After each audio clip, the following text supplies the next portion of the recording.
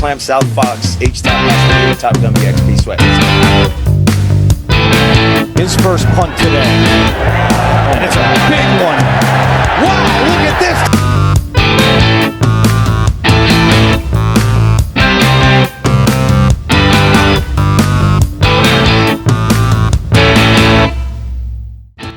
Une nouvelle étape clé débute cette semaine puisque c'est la saison de la draft et le NFL Scouting Combine aura lieu cette semaine à Indianapolis.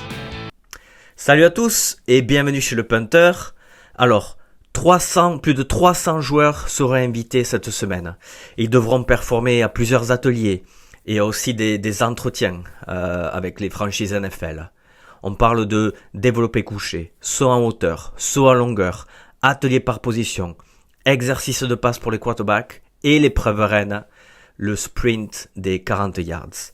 Donc, une semaine bien complète pour les joueurs de NFL, pour les futurs joueurs de NFL, qui sont encore considérés étudiants athlètes, mais qui, cette semaine, vont jouer une grande partie de leur futur, du moins en vue de la draft.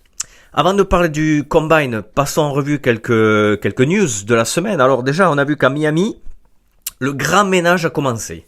Le nouveau manager général, John Eric Sullivan, et le head coach Jeff Hafley, ils mettent déjà leurs pattes sur le programme, sur la franchise.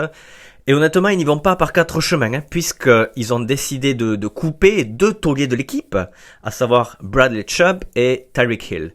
Bradley Chubb, c'était peut-être le meilleur pass rusher de l'équipe. Tyreek Hill, sans doute le meilleur receveur, mais on le voyait venir pour Chubb. L'an dernier, ils avaient restructuré son contrat pour créer un cap hit, en fait, pour cette saison. Et donc, on voyait bien que ça sentait la fin pour lui. Pareil pour Tyreek Hill, puisque avec cette grave blessure au genou, plus les soucis avec la justice, les problèmes, on va dire, en dehors du terrain, on le sentait venir. Et puis, il y a la situation financière qui était compliquée. Alors, on parle de deux joueurs qui sont arrivés en même temps que Mike McDonald en 2022. C'était quand les Dolphins, ils pensaient pouvoir arriver au Super Bowl. Sauf que ces 3 saisons et demie, bon, elles ont pas été bonnes, quoi. Ça a été un clair échec. Et au vu de l'impact sur la situation financière, surtout la masse salariale, plus l'arrivée, on va dire, de nouveau leadership au niveau sportif, on sentait que beaucoup de changements allaient avoir lieu. Et donc c'est la fin pour Tyreek Hill, Bradley Chubb, mais aussi pour un autre receveur, Nick Westbrook-Ikhine, et le garde James Daniels, qui eux aussi ont été coupés. Donc au total, près de 60 millions de dollars d'économie dans la masse salariale. Et c'est pas fini, puisque que va-t-il se passer avec Tua Tagovailoa, le quarterback? On parle d'un trade, on parle d'une coupe à suivre dans les semaines à venir. En tout cas, c'est clair que, comme on a dit, Sullivan et Hafley, eux, on voit que directement ils veulent imposer leur style et ils savent très bien qu'ils vont avoir un peu de marge puisque ça va être une année de reconstruction pour eux, mais en tout cas cette opération de reconstruction elle est en pleine marche chez les Fins. Donc voilà, passons directement au sujet qui nous intéresse aujourd'hui, c'est le NFL Combine. Alors j'ai écrit un article cette semaine assez détaillé d'ailleurs sur les principaux joueurs à suivre. On va pas tous les passer en revue, mais on va parler de quelques points qui peuvent nous intéresser. Le Combine, c'est un événement où en fait, comme on dit, les joueurs ils se prêtent à différents exercices et des ateliers, mais aussi des interviews qui sont très très importantes pour eux parce que c'est là où ils vont impressionner aussi les franchises par leur intelligence de jeu, par leurs réponses. On voit, enfin, il y a les vidéos. D'accord? Les franchises ont accès à toutes les vidéos, ils ont vu leurs highlights, le best-of, la saison, ils vont les voir sur le terrain pendant le Combine, aussi pendant les Pro Days. Mais après, ce qu'ils veulent savoir aussi, c'est qu'ils veulent connaître un peu mieux les joueurs, on va dire leur personnalité. Donc c'est pour ça que ces entretiens sont très importants. Ils peuvent aider un joueur ou ils peuvent, on l'a vu l'an dernier avec Shedeur Sanders, ils peuvent complètement ruiner ses chances dans la draft. L'épreuve reine, c'est les 40 yards, comme on a dit. Mais on a vu au cours des dernières années comment plusieurs joueurs, en fait, ils faisaient l'impasse sur ce sprint. surtout des running backs, des receveurs, des cornerbacks, des safety, ils décidaient de ne pas courir parce que on a vu, il y a une espèce de, une tangente. On voit très bien que si le temps, il est pas bon, on va dire, si c'est pas en dessous de 4,50, 4 secondes 40, ça peut handicaper leur chance d'être, on va dire, d'être choisis un peu plus tôt dans la draft. Donc, s'ils sont presque assurés d'être un choix du premier tour, je pense que beaucoup ne vont pas courir les 40 yards. Alors, plusieurs points intéressants. Parlons déjà de Fernando Mendoza qui a annoncé à travers son agent que lui n'allait pas participer aux ateliers de passe. C'est un peu comme le 40 yards en fait. Beaucoup de quarterbacks, dans le passé surtout, ils décidaient de ne pas lancer parce qu'ils étaient assurés d'être au premier tour, même un top 10, top 5, donc ils disaient il n'y a pas besoin. On lancera au Pro Day, où là, il lancera, un quarterback lance avec ses propres receveurs, qui travaillent depuis au moins un an. Et c'est ce qui va se passer avec Mendoza. Mendoza, il est quasiment assuré de la première place. Il a dit, il va pas participer aux ateliers de passe, il va participer aux interviews et tout ça, mais les ateliers de passe, ça, il le garde pour le Pro Day d'Indiana, et ça va aussi aider ses propres receveurs. On pense à Omar Cooper et Elijah Sarrett. Les autres quarterbacks, par contre, Ty Simpson, Carson Beck, Garrett Nussmeier, Drew Aller, eux, je pense qu'ils vont tous lancer, parce qu'il y a une espèce de compétition derrière Mendoza. Qui va finir à la deuxième place chez les quarterbacks? Qui a une chance d'être sélectionné au premier tour? On parle beaucoup de Simpson, et dans les mock drafts, on voit que son nom apparaît souvent, le quarterback d'Alabama. C'est vrai que l'importance du poste fait que souvent, les qualités sont un peu omises, les joueurs sont souvent surcotés. Et je pense qu'il y aura un deuxième quarterback au premier tour. Je serais surpris si Simpson ou un autre ne soit pas au premier tour. Après, on a hâte de voir les autres stars. Il y a Jeremiah Love, le running back de Notre-Dame, qui lui pourrait très bien être un choix du top 10. Tous les mock drafts le montrent. Après, il y aura une véritable bataille entre les wide receivers. Qui sera le premier choisi en avril? Il y a le choix. Il y a Mackay Lemon de USC, Cornell Tate de Ohio State, Jordan Tyson d'Arizona State. Tyson, justement, ça semble être le meilleur receveur de tous. Après, on va dire qu'il y a une espèce de bilan médical derrière lui. Il a eu de nombreuses blessures au college football. Et les examens médicaux auxquels il sera soumis là lors de la combine, ça va sans doute dicter sa place au mois d'avril prochain. Donc il a beaucoup à gagner et beaucoup à perdre lors de ce combine. Chez les Titans, Kenyon Sadiq, alors lui de Oregon, il a on le voit, on dirait un garde du corps. Une carrure impressionnante, on dirait un edge, un linebacker, ce que vous voulez. Il sort d'une très bonne saison chez les Ducks, mais je pense que il va surtout impressionner avec ses capacités athlétiques et son rendement lors des entretiens individuels. Forcément, ça pourrait finir de convaincre une franchise de le choisir plutôt que prévu. Pas mal de mock draft le donnent comme choix du premier tour. Après, plus on va dire seconde partie du premier tour. Mais est-ce que un bon entretien ou une bonne performance sur le terrain ne pourrait pas convaincre une équipe de le prendre bien plus tôt? Passons à la ligne offensive. Alors là, il y a une vague, un raz-de-marée qui nous vient de Polynésie. Alors on a les offensive tackles de Utah, Spencer Fano et Caleb Lomu, deux très bons prospects à suivre. Il y a aussi le capitaine des Miami Hurricanes, Francis Mauigoa. Lui, il a pas mal d'expérience et à mon avis, tous ils vont être titulaires d'entrée. Il pourrait être dans n'importe quelle franchise NFL, il serait titulaire d'entrée. À l'intérieur de la ligne offensive aussi, il y en a un autre, c'est Olaivavega Ioane de Penn State. Un joueur impressionnant, un trait inférieur très puissant, un excellent potentiel. Pareil, très possiblement un choix du premier tour. On a vu que dans le passé, il y a pas mal de joueurs qui viennent des îles. On a vu il y a 2 ans Taliese Fuaga de New Orleans, on a vu Penny Sewell de Detroit, et même il y a quelques années, à travers le programme de International Pathway, Jordan Mailata. Lui, il est australien, mais il a clairement, avec le nom de famille, on voit qu'il a des origines des îles, et en l'occurrence des Samoa. Donc à quoi doit-on cet accru de joueurs venus des îles? On peut comparer avec le rugby, ce sont des joueurs qui sont extrêmement agressifs, très travailleurs et surtout très difficiles à bouger. De l'autre côté des tranchées, la ligne défensive, elle sera observée à la loupe par les recruteurs parce que cette position est devenue tellement importante, elle est devenue primordiale. Il suffit de regarder les 2 dernières équipes qui ont gagné le Super Bowl, Philadelphie et Seattle. Ils dominaient totalement grâce à la ligne défensive.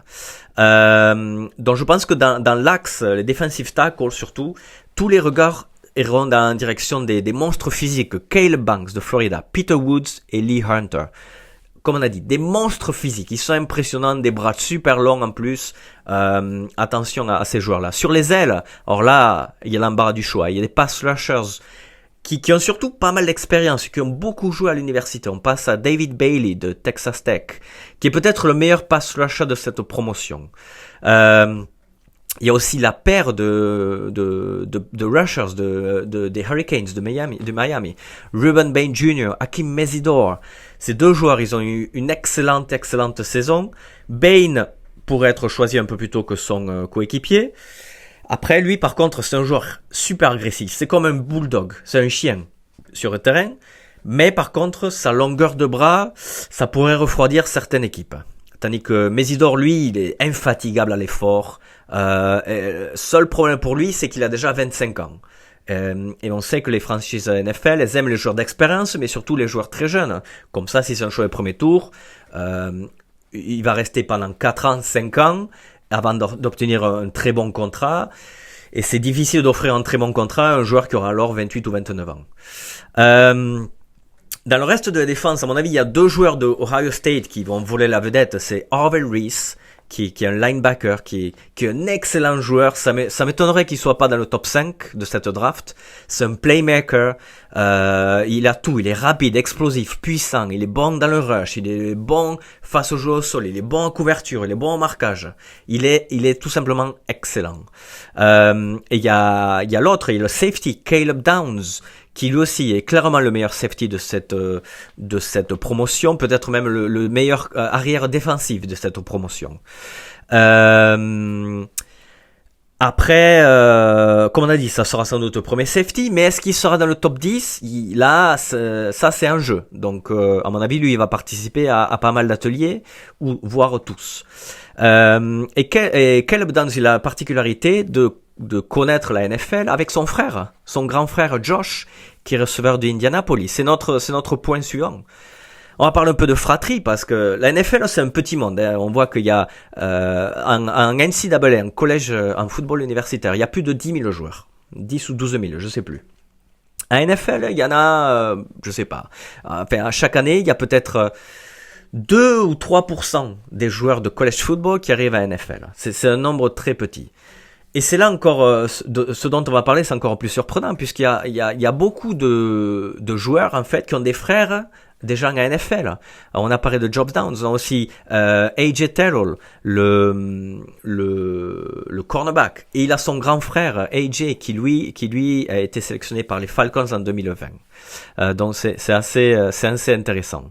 Il y aura aussi des surprises à surveiller lors de ce combine. Il y a un running back qui a explosé cette saison, c'est Emmett Johnson de Nebraska. Il sera surveillé de très près. Il a un physique en plus impressionnant. Il nous rappelle un petit peu Josh Jacobs, le coureur de Green Bay. Il y a aussi Malachi Fields, le receveur au physique de linebacker. Ça a été un des grands gagnants du Senior Bowl, il était excellent. Et comme on a dit, il a une carrure impressionnante. Je pense que ses mensurations, je crois qu'il fait 1m93 pour 100 kg. Je pense que ça va faire de lui une attraction cette semaine.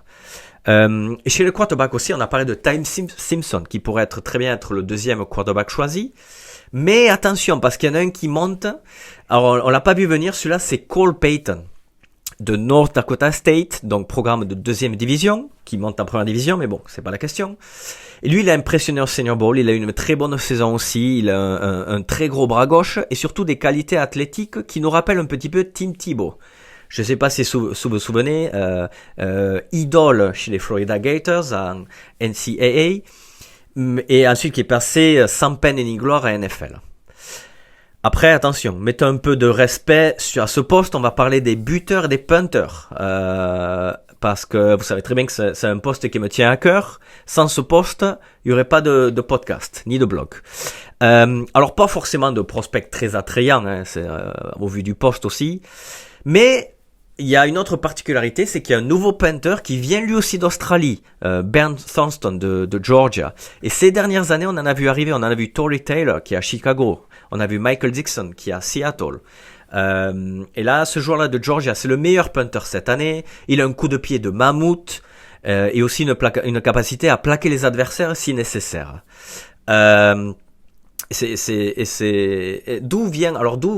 Pourquoi ils viennent tous d'Australie ou pourquoi certains viennent d'Australie? Est-ce que ça vient peut-être par leur formation de rugby à 13, rugby à 15? On sait que le jeu au pied est crucial, technique de plaquage aussi. Possible.